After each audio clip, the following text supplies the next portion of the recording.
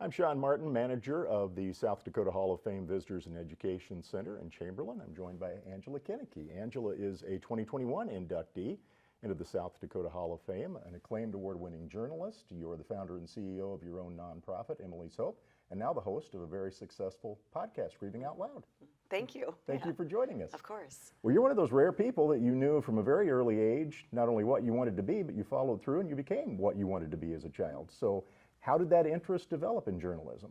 You know, my mother was a writer and became a college professor. She was a teacher, and she really instilled in me writing. She had me always writing for her, and I was always really curious. I was always asking questions. When I was 5 years old, I had a tape recorder, and I was interviewing people. And then when I was about 12, I was watching a Barbara Walters special, and younger people won't even know what that is. But Barbara Walters was a really famous journalist who interviewed celebrities and politicians. And I was watching one of those, and I thought, I really want to do that. And I didn't want to be the person being interviewed. I wanted to do the interviewing. And I decided that when I was 12. And then I always say I was a complete journalism geek after that. Everything I did was geared toward journalism. I would interview my local journalists and ask them questions about how they got into the field and what it took to be a journalist. And never ever wavered from that. Went to school for journalism, ending up getting my master's in communications management, and had the job of my dreams for several decades. I really love reporting.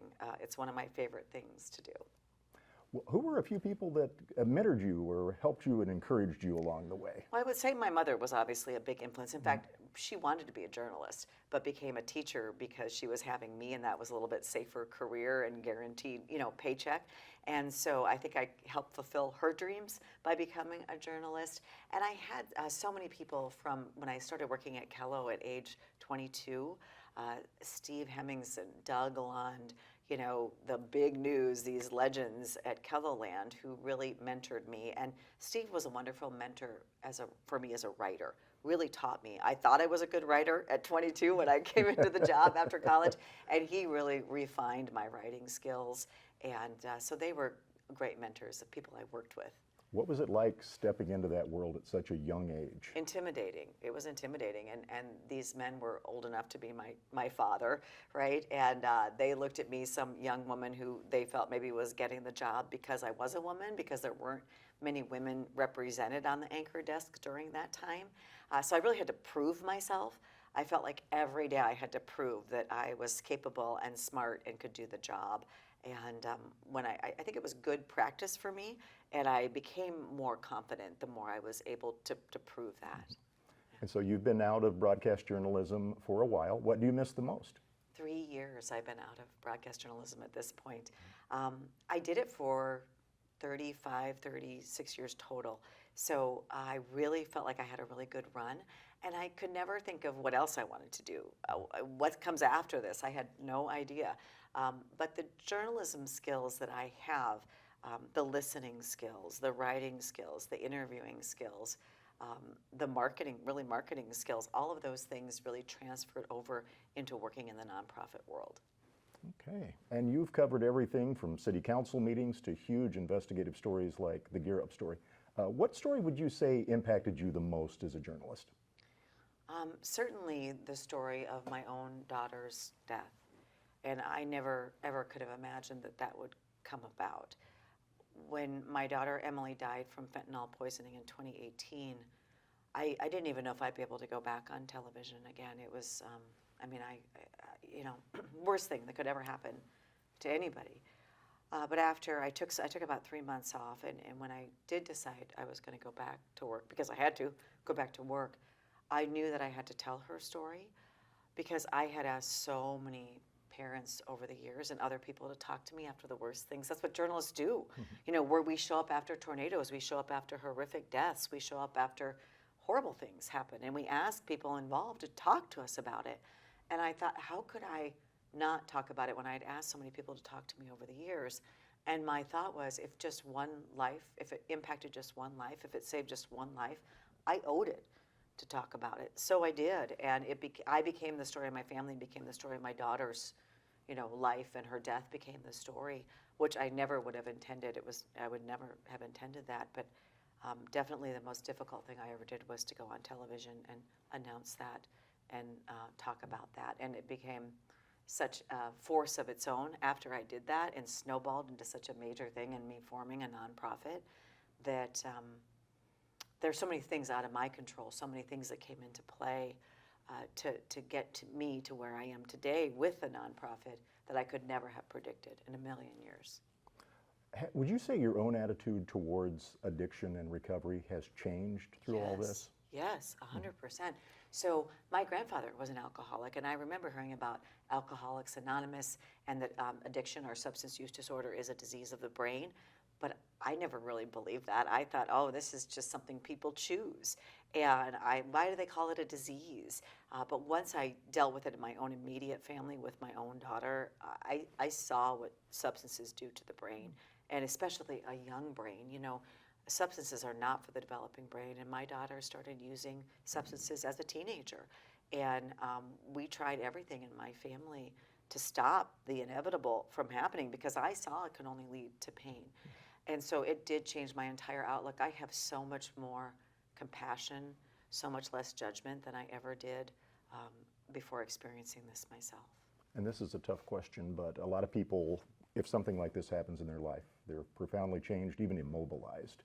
How are you able to turn your grief into action?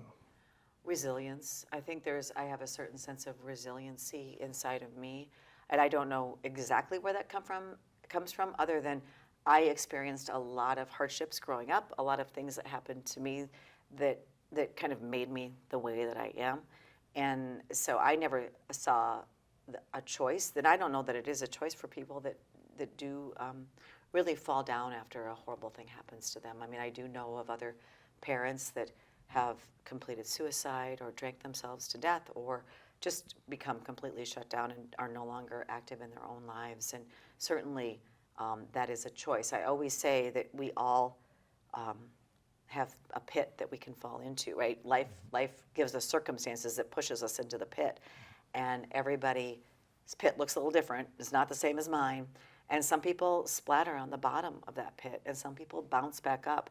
And I always say, I want to be a bouncer. I want to be able to bounce out of that pit of despair and to be able to do something with it. I think it gives me purpose. My daughter's death could be meaningless, right? I mean, she didn't have to die. It was because of fentanyl poisoning that she died. But I have a choice. What am I going to do with that? And I have tried to make meaning out of her death, meaning for not only myself, but for others. Is it tough to run a nonprofit that's devoted to an issue that's so personal? Is it tough to step back sometimes? It can be. I kind of live in that space of, I lost this child, and I live in that space over and over again by telling her story like I'm doing right now. But I feel so committed to doing that and so passionate about making sure nobody else has to go through this, right? And we know people continue to go through struggling with somebody in their family with substance use disorder and the loss of somebody to substance use disorder, whether that be overdose, fentanyl poisoning, or just health issues because of use. And so I just want to end that for other people. I really do. What are some of the stories that stand out to you that you've received from other people whose families have dealt with this? Well, we know that Emily's Hope has helped get people into treatment. We've provided more than $500,000 in treatment scholarships to more than 250 people. And you think of the ripple effect of that, the chance they have for recovery and how that impacts so many other people. And we also pass out free naloxone across the state. And we've heard from people, dozens of people whose lives it has saved. Those are people that are alive that we can therefore get help once they choose to get help. And so that will make a huge difference for future generations. The number of people we've lost to fentanyl poisoning, the number of young people who are musicians, writers, entrepreneurs, could have started businesses. I mean, we've lost so much potential to the world, and we know that Emily's Hope is helping to save some of that potential. And I'm really encouraged by our substance use prevention curriculum, which we have out in 5 states right now and counting, and in schools in South Dakota and beyond. And we know that prevention is key. Every dollar we spend on prevention, we save $14 to $60 to $70, on the back end. So we know that teaching kids and starting kindergarten, teaching kids at a young age who their trusted adults are, what substances do to the brain, who they can take medications from, and how to deal with their pressures and emotions. Such important things to instill at a young age before they are confronted with the difficult choices of using a substance or not. What would you like to see change in the way of public policy and just how communities deal with this issue? I think we need less judgment, more compassion. We need treatment rather than punishment. We need to invest in people. We need to come around and support families who are going through this instead of having be something that they're hiding in the shadows and they feel ashamed about. It needs to be treated just like any other disease like diabetes or cancer, anything like that. So I think we need a lot more of that. So that involves education and awareness. So in addition to the nonprofit, you've also got a very successful podcast, Grieving Out Loud. Talk a little bit about that. Well, when I left journalism, and I actually started the podcast before I left working Kello, and I just knew that I love to talk to people and I love to tell stories. And I also knew that I had to support people who were in the same boat as me, and what better way to do that than a podcast that can reach so many people. And we have heard from, I hear from mothers and dads every week and other family members who say, thank you so much for doing this podcast. It really has educated me. It's helped me know I'm not alone. We talk about substance use disorder. We talk about grief. We talk about all these things, the crisis that we're in, how to solve some of these issues and problems that we're facing. And it's been a real fun thing to do, and also I think a helpful thing for other people. And podcasting has become such a big part of the media ecosystem. How is it different from what you did at Kello? You know, it's just a longer format, and so I have a little more time to talk to people and to really dive in and tell those stories, and I appreciate that. Well, let's talk a little bit about values. What would you say are some of the personal values that have guided you throughout your career and your life? I would say integrity is probably one of my biggest values, and what that means to me is that it's what you do when no one is watching, and it's always trying to do the right thing. And I always tried to have integrity in my investigative reporting. I felt it was really important to hold those in power to account, and for if things were not going the way they were supposed to try to always look out for, I always say, the little guy or the least of us. And that really transfers over into the nonprofit work that we're doing. I feel we have to be transparent and also look out for the least of us. And it's such an important thing to me. Ethical standards, obviously important in journalism, vital in the nonprofit space. How do you maintain your personal values? So I'm always thinking of, even when it's difficult, of doing the right thing. And I always think that you put that first. You do the right thing first, even when it's hard, even when it takes extra work. You don't cut corners. You put the work in. It's a lot of work to do the right thing sometimes, and it's a lot of work to do it correctly. And but that's okay. I'm happy to do the work because I always want to be proud of what I have done and what I've accomplished, and I don't want to ever have regrets. What advice would you have for someone, a young person that's thinking of entering the world of journalism? Because obviously in just a few short years it has changed drastically. It has changed. The basic fundamentals of journalism are still relevant, and I think more relevant than ever. You know, taking opinion out of it. I think that part of the problem is there's so much opinion out there, and it's hard for people to distinguish between opinion and facts, and journalism has been under attack.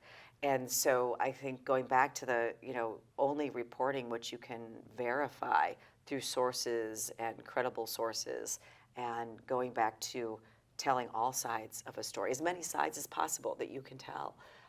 I would encourage people to really stick to those values and not look at any kind of personal gains that you can get, or looking for fame or the quick soundbite or something that can go viral, but just really diligently working on telling the story and holding public officials to account and standing up for the little guy and the taxpayer. Those are all really important things. So if you were 12 years old today, do you still think you would be interested in a career in broadcast journalism? I don't know, journalism and it's just changed so much, and broadcast journalism has changed dramatically. I always say when I entered the field, there were 3 channels people watched, and we were the early influencers, right? There was no social media, no internet. So it's a different time and a more difficult time to break through the noise. I think there's so much competing for people's attention out there in the world. It is hard to really know, for the general public to know who are your trusted media sources. And I think it's a harder time to be in that career. And it's also even difficult as many people who are being poisoned by fentanyl or dying from overdose. It's such a big problem in our society. It's difficult to break through the noise with my cause, with my advocacy, because there's so many things going on in the world that are competing for people's attention. So obviously that stigma is still there when it comes to addiction, but do you feel like we're making some headway? I think we've made some progress. I think about 60%, if I'm thinking of the most accurate data that's out there, about 60% of Americans do now see substance use disorder as a disease of the brain. So that's some progress, but I think we have so much further to go to really treat people who are suffering from substance use disorder as human beings.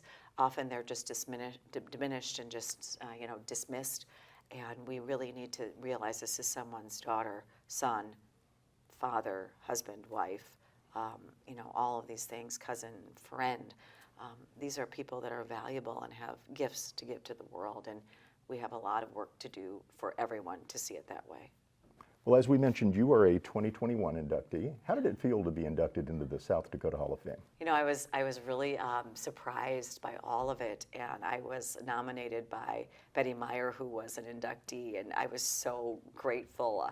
An older woman who is so much wiser than me saw what I had been doing and felt it was worthy of that. And it has just been such an incredible thing to be part of this club and to read all about everybody who is in the Hall of Fame and to meet the people who are being inducted before me and after me. And it's just been such an incredible experience, and I'm so grateful for it. So we celebrate a culture of excellence. Obviously, you're a part of that. How do you define excellence? Excellence is always doing your best. You don't have to be perfect. Nobody is perfect, but you do have to put your best efforts forward.